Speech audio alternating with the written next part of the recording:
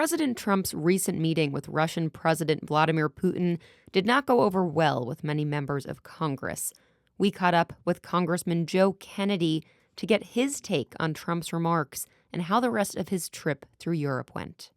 Obviously, his remarks at the press conference after the meeting received a lot of criticism from members here on Capitol Hill.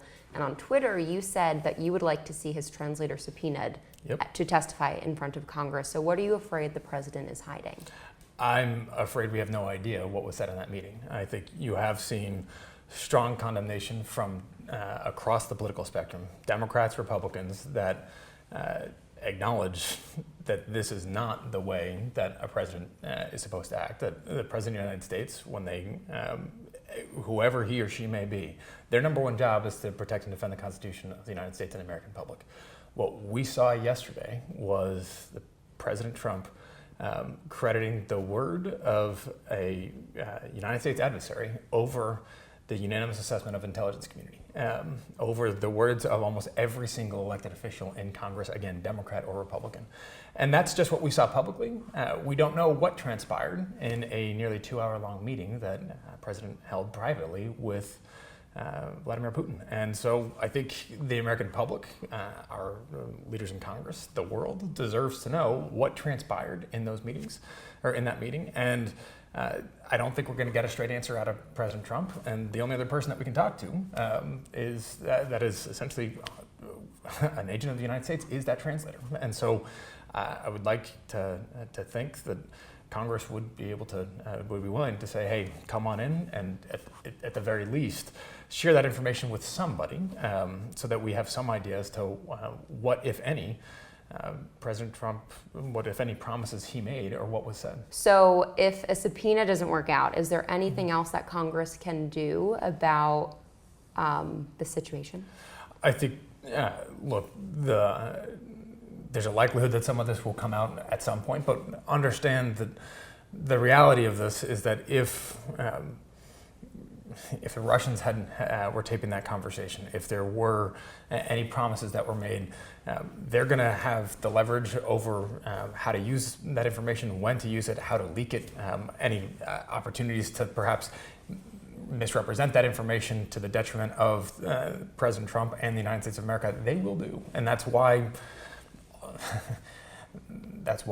seasoned members of our diplomatic corps, folks going back for decades, again, serving Democrat or Republican presidents, have said and urged repeatedly not to go into this meeting alone, to have other witnesses there, to make sure that there was a clear agenda as to what was going to be put forth by President Trump, and ask him directly, President Putin, as to what his role was in the interference in the 2016 election. President Trump essentially didn't do that. And to the extent that he did, he said, well, Putin told me he didn't do it, and I don't see any reason why they would. We all see a lot of reasons why they would. Vladimir Putin himself said that he favored Donald Trump over Hillary Clinton because it was going to lead to a more favorable relationship with the United States on his terms.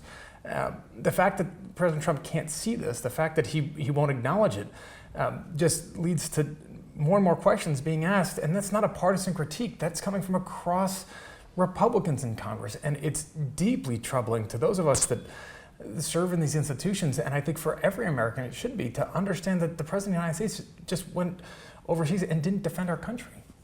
So putting aside Helsinki for a moment, how do you think the rest of Trump's trip throughout Europe went? It was a disaster from day one. Look, I don't believe that the president understands the importance of our alliances, that he does not appreciate the amount of dedication that has gone into the structure of these alliances, the fact that we face a complex and challenging world. And yes, President Trump has acknowledged and I think diagnosed the fact that some of these alliances need to be updated in the way in which we use them. We use NATO, certainly could use a bit of a rejuvenation. That being said, NATO is one of these core alliances that has led to essentially 70 years of some of the expansion of peace and broad economic development that we've seen around the world. This is a cornerstone for the United States. This is a force multiplier for the United States, understanding that this is not just a calibration about a percentage of who spends more as a percent of GDP on defense. These are nations that have come to the defense of America, that when we were attacked on 9/11, it was a Canadian ambassador that was the first one to call for Article 5 to be implicated, and there are to come to the defense of the United States. And there have been service members from nations throughout Europe that are still standing side by side our own in Afghanistan. And so to denigrate that alliance, to somehow cast aspersions on the commitments of our allies to come to our aid at a time when we need more friends around the world. We need, yes, our allies to be recognizing how challenging an atmosphere it is with China subsidizing state-owned enterprises, with Russia utilizing their resources as a petrostate with oil and gas.